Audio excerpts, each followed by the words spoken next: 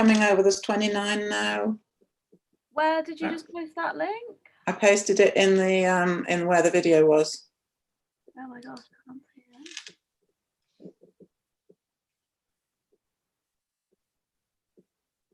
it. It does look like a different link than the one that you posted, Alice. Oh God. Okay, everyone can watch us doing this. Oh, now it says video unavailable. Hi everyone. We put the looks like we put the wrong link in the chat, so we've just posted the correct link, and we were just waiting for people to come over. I can see people drifting in now, so thank you all for coming to chat. We've captured some of the questions that were in the stream during the video, so Alice is going to ask me those shortly, and we can have some discussion about that. But if there are other questions that you would like to pop in the chat here, feel free, and we'll answer as many of those as we can as well. Hello everyone. Are you ready to get going then, Helen? Yes, go ahead. We'll start with some questions. Okay, great. So I've got one here. Do you believe that midwives promoting better understanding of infant sleep patterns in their mums would contribute to improved breastfeeding rates? To improve breastfeeding rates. So tell me again, better understanding of infant sleep would relate to improved breastfeeding rates? Yeah, so midwives or healthcare professionals understanding of infant sleep patterns and whether them passing that on to parents would help improve breastfeeding rates. Yeah, so this was something that came up in some of the very first research that we did, that it seemed as though women who were finding night feeding very difficult to deal with, and who hadn't expected their babies to need feeding a lot in the night, were switching to formula because they were so tired and their sleep was disrupted, and they hadn't anticipated how much night feeding was going to affect them, or how to manage it really. And they felt that giving the baby formula meant that the baby slept better, meant that somebody else could feed the baby, etc. So yes, it was one of the things that made us first get interested in this relationship between feeding and sleeping. And it does seem as if midwives talk to mums about this before they have their babies. It helps them to kind of adjust their expectations to what, a breastfed baby's sleep is going to be like. It's also one of the things that motivated us really to create the baby sleep information source website, so that people who were breastfeeding could find out information about infant sleep for breastfed babies, because most of the literature that was out there was about formula-fed babies sleep. Yeah. All right, thank you. So I've got here, might formula feeding mums be more likely to overestimate sleep times because they are also more likely to be sleeping in a separate room and therefore not hear their babies waking up? So that's one explanation, yeah. So it might be that they're sharing night feeds, and so they're not aware of how many times the baby wakes because somebody else gets up and feeds the baby. It might be because the baby's further away, either in a separate room, or maybe just because the crib is the other side of the room. Because I think the baby has to be quite close. From what we've observed, particularly in our videos on the postnatal ward, we saw that even babies that were in a crib right next to the bed couldn't alert their mums to the fact that they were awake without crying, and they would kind of flail around for a while and then go back to sleep. But the ones that were actually in physical contact with their mums were much more likely to wake up. Well, they always woke up and responded to their baby. So I think, just having the barrier of that crib wall between the mum and the baby can affect how easily mums notice whether their babies are awake in the night. Great, thank you. I think there's still quite a lot of people who can't see the video. Sorry, I don't know. I'm just looking. There's lots of people. Do you want to go and Catherine, could you put the link to where the chat is on the other video again so that people can find it? Don't know whether you can hear me. Yes. Okay. So I'll ask another question. I haven't got the link, I'm afraid. I don't. Okay, I'll do it. Everybody bear with Sorry. me. Hold on a second. Just zipping over to the last one. And it won't let me post. Sorry, the chat is closed now. We can't do it. Oh well, if you're here, you're here. Okay. Right, we'll go on then. I will try and sort that out. So, what is your perspective on at-home pulse ox monitors like? Actually, I won't mention the brand name. Okay, yes. So the ones that are made for parents.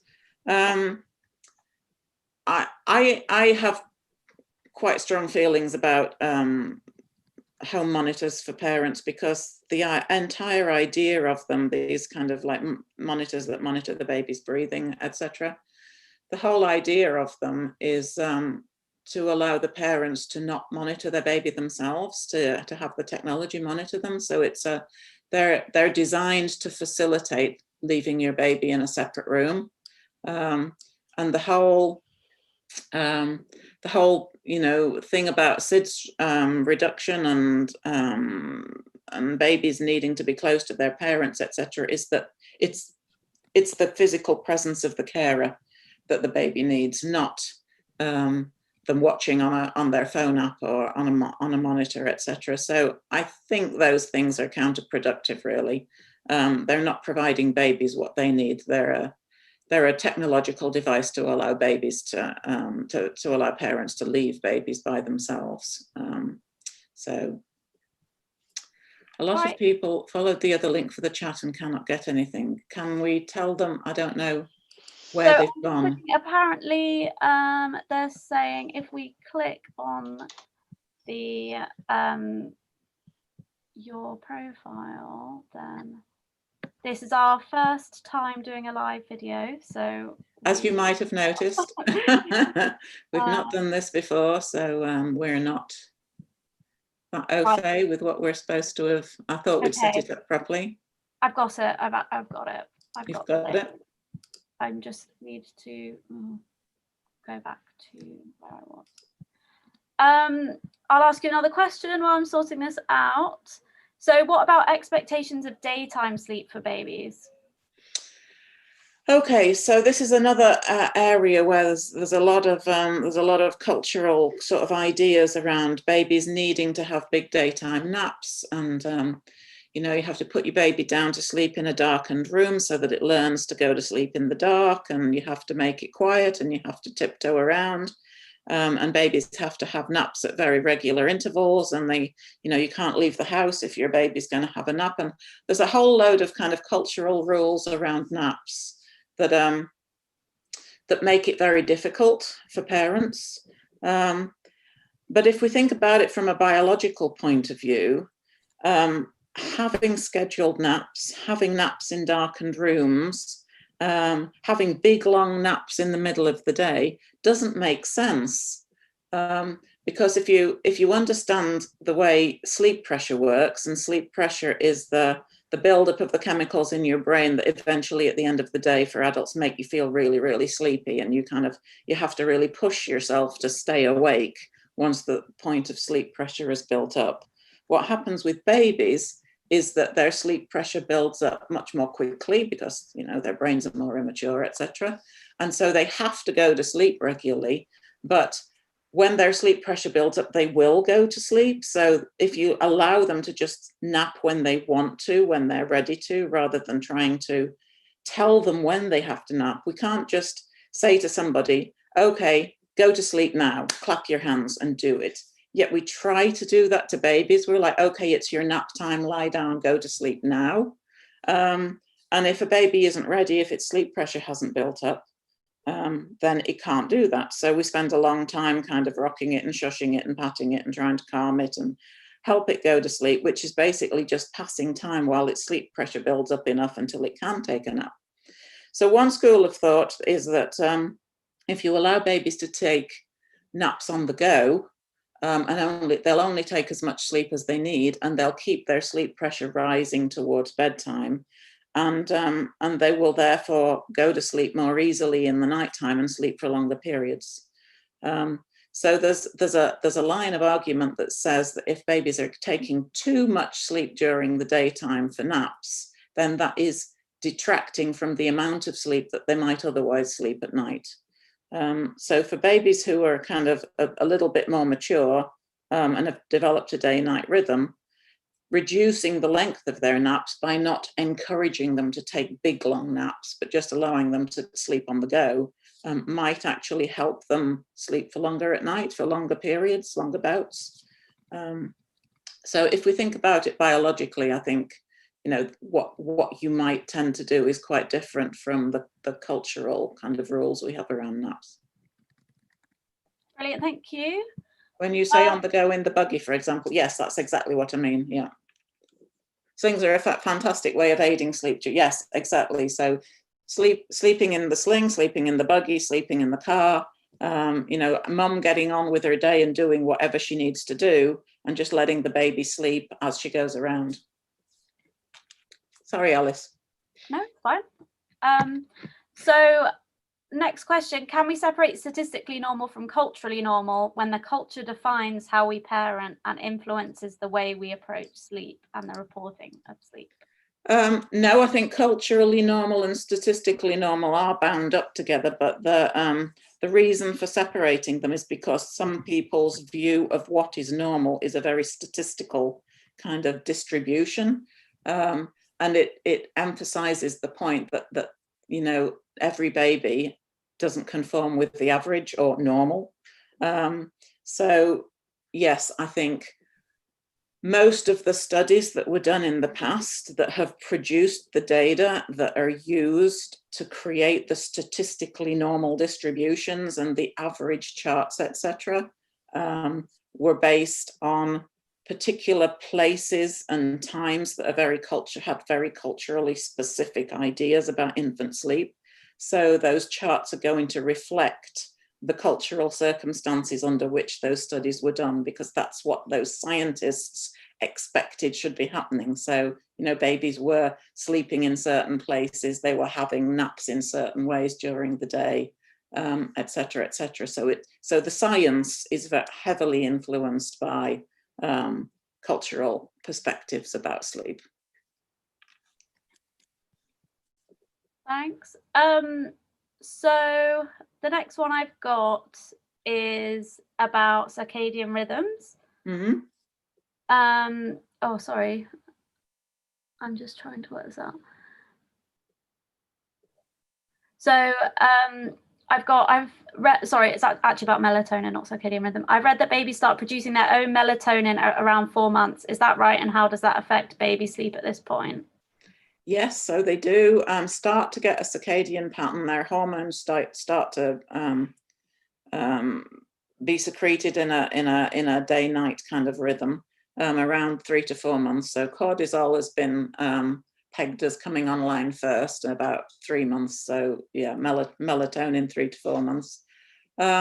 So that is going to start affecting the baby's day-night rhythm, but we have to remember that the baby's brain is still really immature at this point, and it's one of the things that kind of, you know, how babies have spurts of development, and sometimes it feels as though things change really rapidly. It's kind of like everything doesn't change very gradually and linearly over time. It's you've got periods when things stay the same for a while, and then you've got a spurt when things change and then they stay the same for a while. So when all of this stuff with circadian rhythm happening and these hormones coming online for the baby, that's one of the times when the baby has one of these developmental spurts. But that might actually make the baby wake more frequently because there's so much going on that, you know, there's lots of disruption.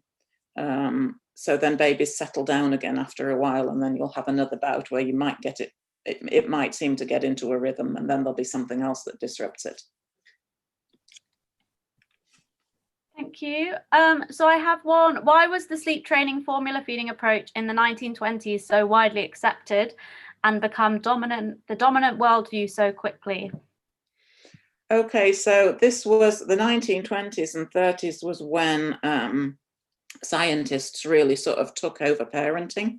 And there was this whole movement called scientific motherhood and scientific baby care, where the experts were going to inform all of the mothers in Western countries, about how to raise good citizens. And some of this actually came from kind of the experience of the First World War, when the recruits, the children of the working classes who were recruited to be in the forces were found to be somehow substandard. They weren't, excuse me, they weren't as healthy or as strong or as tall or as robust, or for all sorts of reasons that people who live in relatively impoverished conditions might be. It was the blame for all of that was placed at the feet of the mothers who had raised them, and that they therefore needed instruction. Excuse me. They needed instruction on how to raise their children. And the scientific experts kind of like came to the fore with all of this advice. And the American behavioral psychologists, particularly John B. Watson, but there were others, really cashed in on this phenomenon.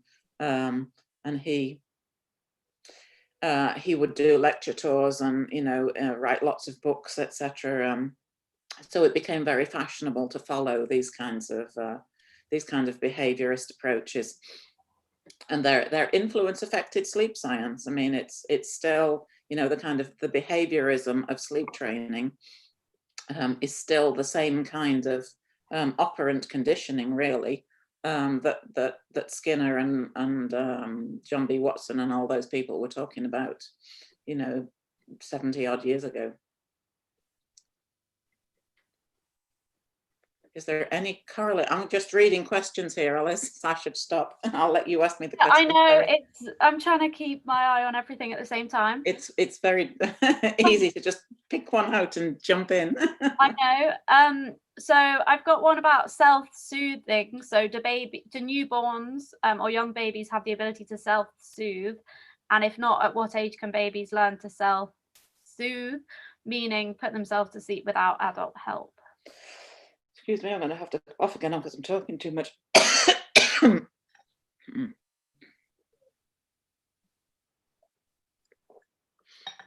So I think there's a difference. I think we have to make a distinction between self-soothing and self-settling.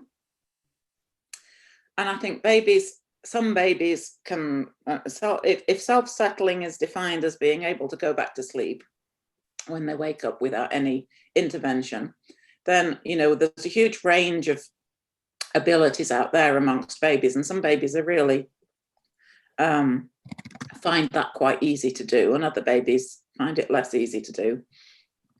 Self-soothing, I would say, is about emotional regulation and the ability to calm yourself down after you've got worked up. And I think dialing babies down or calming them down emotionally is something that they need parents to do for quite a long time afterwards. I mean, if you think about how unregulated children can be at the age of 2, I don't think newborns have the ability to self-soothe. I think we have to calm newborns down. I think that's what, cuddling and calming and everything is all about. I don't think, from what I have read of the literature, that there is an age that babies can self-settle. I think there are some babies who can do it easily and some babies who find it quite difficult, and some babies who do it for a period and then stop doing it during a developmental spurt. So I think if you've got a baby who can self-settle, who can put themselves back to sleep after they've woken up, people sometimes think that is because they've done something special, but I don't actually think it is about anything that you've done. I think it's a characteristic of the baby. Some have got just can fall asleep more easily than others, like some adults can fall asleep more easily than others. So I think I think the self-settling discourse is all part of the operant conditioning stuff, and the idea that you can somehow teach a baby to do that. But biologically, that doesn't make any sense to me. Okay, thank you. So I think you discussed it a bit in the talk, but maybe just to elaborate a bit more about giving formula and whether that helps babies sleep through the night compared to breastfed babies. So that's one of the cultural myths that is quite prevalent, and I suspect there might have been some truth in it in the past when formula was made out of bigger cow's milk proteins. Now they're all hydrolyzed and kind of like broken into short chain proteins, etc. And all of this is to make it more like breast milk and easier to digest, etc. So I think in the past, the way in which formula was constituted might have been more difficult for babies to digest. But there doesn't seem to be evidence that formula-fed babies sleep better than breastfed babies nowadays.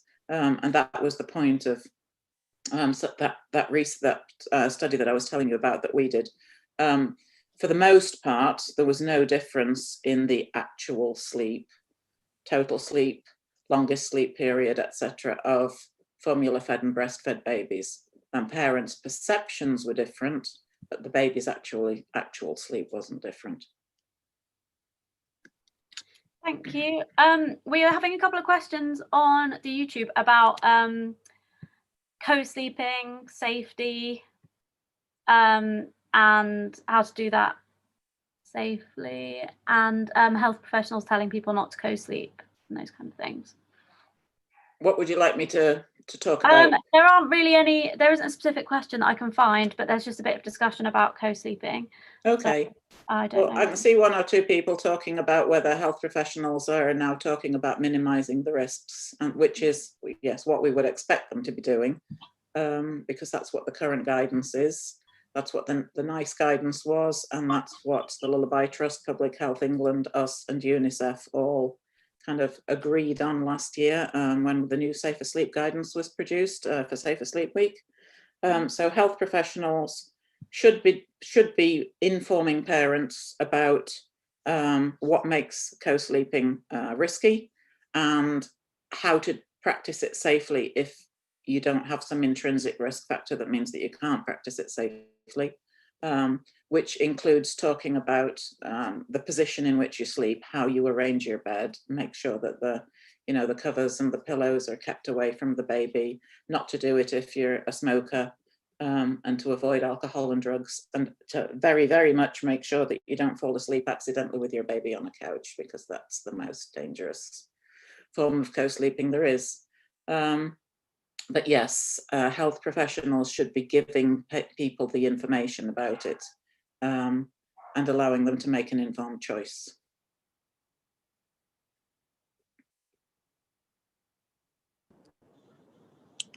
Hello? Helen? Yes? Oh, sorry, my laptop's just turned itself off, so I've just had to rejoin. Do you mind? There's two pictures of you now. Oh no. Yeah, sorry, you'll have to pick out a question from the chat for a second. Okay. I will get the other questions up. Yes, Joe's saying that the new postnatal NICE guidance is very clear around all the points that I'm mentioning, which is great. It is. It doesn't look like they've backtracked on anything. Co-sleeping is meant to imply being in the same room. It's bed sharing that means the same sleep surface. There are numerous definitions about bed sharing and co-sleeping. Jim McKenna's definition was that co-sleeping encompassed all sensory contact. We used to use bed sharing for the baby being in the bed asleep, but health professionals started using co-sleeping as being the baby in the bed being asleep, and bed sharing being the baby in the bed with the parent being awake, for instance, to feed it. When NICE came out with their guidance in 2014, they used the umbrella term co-sleeping, but they were talking about any sleeping on the same surface. So they wanted to use co-sleeping to encompass sleeping with a baby on a couch, sleeping with a baby in a bed, sleeping with a baby in an armchair. So the terminology is really, really confusing. But the latest safer sleep guidance that was put out in March 2019 used the term co-sleeping actually to cover all of it. I've got a question about overtiredness. So this was in the talk earlier. So how can parents deal with overtiredness, and has there been any evidence of it affecting infant sleep or making, actually, sorry, this is about infant overtiredness. Has there been any evidence of it affecting infant sleep or making it harder for babies to sleep more or likely to wake in the night, as some sleep consultants suggest? Okay, so there's two schools of thought about overtiredness. One is this that you're mentioning, that babies get overtired and then they can't go to sleep, or that it causes disrupted sleep. The biological way of thinking about it, which is the kind of way we think about it, is that babies can't actually get overtired, that nobody can actually get overtired. You build up your sleep pressure. And you build up your sleep pressure until you're really, really ready to fall asleep. But if you can only fall asleep if your brain can switch off, if you're dialed down, if you're relaxed. So sleep pressure will take over if the barriers to sleep are removed. So when babies are what people call overtired, it's because they're dialed up, they're wound up. And they can't go to sleep because they're wound up. So the way to get them to sleep when they're overtired, or supposedly overtired, is to remove this, the emotional kind of wound upness. So calming a baby down, and it might be that a baby needs cuddling and rocking or feeding or whatever, but it might be that they need to just get out of the four walls that they're in. They might be completely fed up of staring at the ceiling or whatever. So removing them into a different environment can help, taking them outside for a walk. Many people put them in the car and take them for a ride or whatever, but helping the baby to kind of dial down usually allows it then to go to sleep. It removes those barriers that are stopping its sleep pressure from taking over. So I think the idea of overtiredness is a bit unhelpful. I think if people understood more about the idea of sleep pressure, the concept of the buildup in the brain of the adenosines, and the fact that you have to go to sleep when those build up, but you have to remove the barriers. So for adults, it's often anxiety. So we lie awake, you know, we're really, really tired and we really know we need to go to sleep, but our brain just won't shut off. So a lot of those kind of sleep help apps like the calming meditative music and all the rest of it is designed to dial us down and to help us stop thinking about those things. It's a similar thing for babies, but it tends to be that they're more, you know, kind of emotionally wound up and need help unwinding in order to be able to fall asleep. With that, can you is there anything, well, can you mention about naps? Somebody was asking about putting babies down for naps and that affecting their sleep pressure at night. Okay, so the idea about the long naps is that you're dropping your sleep. If you have a big daytime sleep, you're dropping your sleep pressure back to zero every time you have a nap. And you know, when we take a nap, you know, we can't go to then fall asleep at the same time we would normally do. We have to wait till later because our sleep pressure hasn't built up.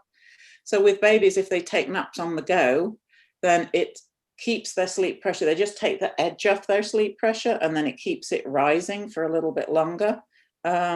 So that by the time they're ready to go to bed, their sleep pressure is as high as it possibly can be. And then they're more likely to go into a deeper sleep for a bit longer and have a longer sleep out.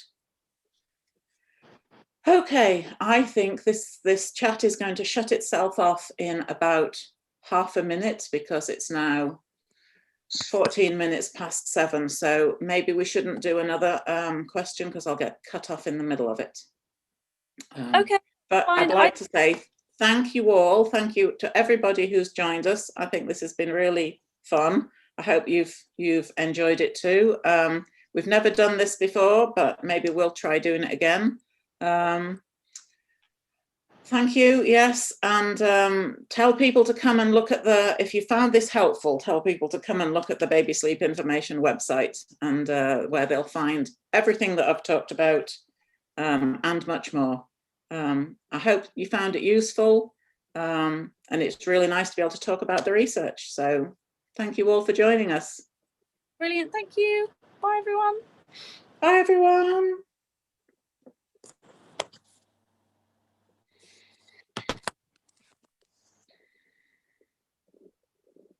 I don't know if you need to stop it. Because, yeah, not because there's a lag on. Yeah, there's a lag on.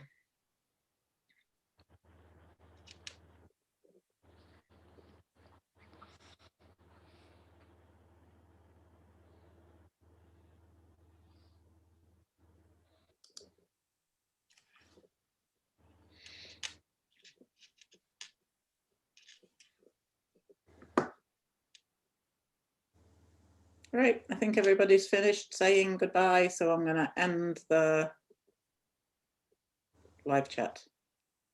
What's the website? Oh, quickly, I'm going to quickly put it in there if we've got time. Okay. Are we still on YouTube? I'm worried. Oh, it didn't type the beginning of it. No, don't do that. Don't do that. There we go. Yep, we're still on. Right. Yeah, stop the streaming. We're I'm going all to stop it now. okay.